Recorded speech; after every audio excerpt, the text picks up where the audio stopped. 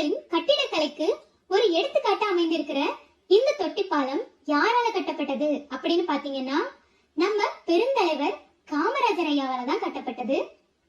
இது அமைந்த கதையை நம்ம தெரிஞ்சுக்கலாம்.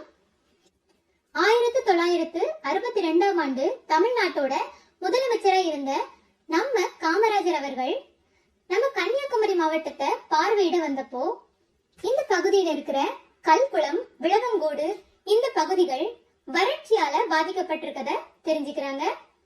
இந்த இடத்துக்கு தண்ணியை கொண்டு வர்றதுக்கு எப்படியாவது முயற்சி செய்யணும் அப்படின்னு யோசிச்சப்போ அவங்களுக்கு உதிச்ச ஒரு எண்ணம் தான் இப்படி ஒரு தொட்டி பாலம் கட்டி அது மூலமா ஒரு மலையோட ஒரு பகுதியிலிருந்து இன்னொரு பகுதிக்கு தண்ணீரை கொண்டு போய் சேர்க்கலாம் அப்படிங்கிற இந்த அறிவுபூர்வமான எண்ணம்.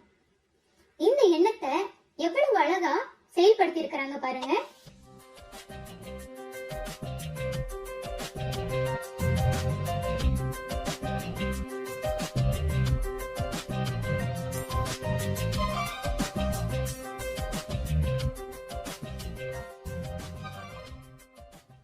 இந்த பாலத்தை 1962ஆம் ஆண்டு தொடங்கி 1969 முடிக்கிறாங்க.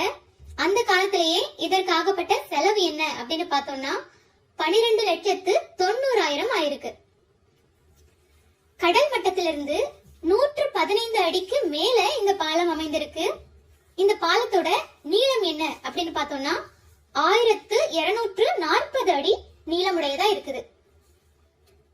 இந்த பிரம்மாண்டமான பாலத்தை மொத்தம் 28 தூண்கள் தாங்கி பிடிச்சிட்டு நிக்குது. இந்த ஒவ்வொரு தூணும் 32 அடி சுற்றளவு உடையதா இருக்கு. எவ்வளவு பிரம்மாண்டமான தூண்கள் பாருங்க.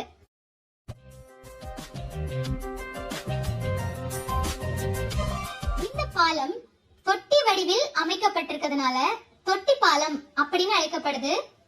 இந்த பகுதி மக்களால தொட்டில் பாலம் அப்படின்னு அழைக்கப்படுது. அது எதனாலன்னா 2 மலைகளுக்கு நடுவில் தொட்டில் போல இது அமைந்திருக்கிறதுனால இத தொட்டில் பாலம் அப்படின்னு அழைக்கிறாங்க.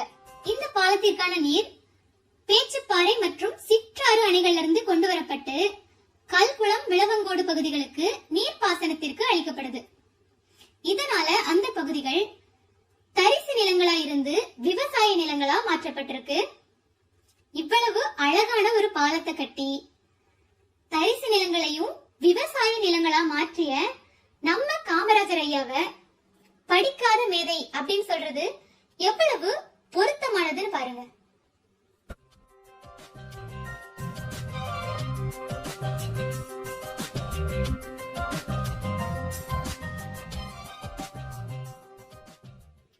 இந்த பாலம் கணியான் பாறை அப்படிங்கிற மலையையும் கூட்டுவாயு பாறை அப்படிங்கிற மலையையும் இணைக்கும் விதமா அமைஞ்சிருக்கு.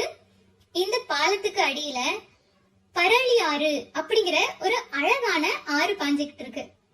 அந்த ஆற்றுல உள்ள தண்ணீர் அவ்வளவு தூய்மையா இருக்குது. அழகழகான மீன்களையும் கொண்டிருக்கு. இந்த பரளி ஆற்றில் குளிக்கிறதுக்கும் அனுமதி உண்டு. நான் கேள்விப்பட்ட வரைக்கும் இங்க கொஞ்சம் ஆழமான பகுதிகள் இருக்கிறதுனால நீங்க நீச்சல் தெரியாதவங்களா இருந்தீங்கன்னா இல்ல உங்க கூட குழந்தைகள் இருந்தாங்கன்னா இங்க அமைந்திருக்கிற படித்துறைகள்ல குளிக்கிறது பாதுகாப்பா இருக்கும்.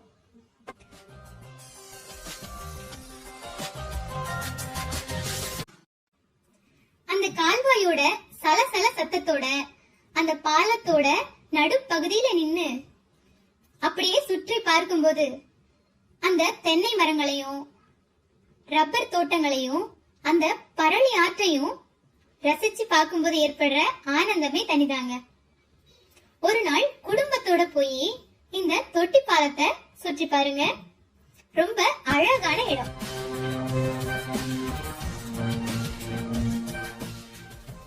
இந்த பாலம் தொடங்குற இடத்துலயும் முடிகிற இடத்துலயும் சிறுவர் பூங்காக்கள் அமைக்கப்பட்டிருக்கு. இங்க விற்கப்படுற அன்னாசி பழங்களும் பலாப்பழங்களும் மிகவும் சுவையா இருக்குது. இந்த பழங்கள் எல்லாம் இந்த பகுதியிலேயே விளைவிக்கப்படுறதுனால அவ்வளவு சுவையா இருக்குங்க. கண்டிப்பா போய் சாப்பிட்டு பாருங்க. இந்த தொட்டி பாலம் எங்க அமைந்திருக்கு அப்படின்னு பாத்தீங்கன்னா கன்னியாகுமரி மாவட்டம் திருவட்டாறு அப்படிங்கிற ஊர்ல இருந்து சரியா 3 கிலோமீட்டர் தொலைவில் அமைந்திருக்கு. நாகர்கோவிலில் இருந்து 28 கிலோமீட்டர் தொலைவிலும் கன்னியாகுமரியிலிருந்து 48 கிலோமீட்டர் தொலைவிலும் அமைந்திருக்கு.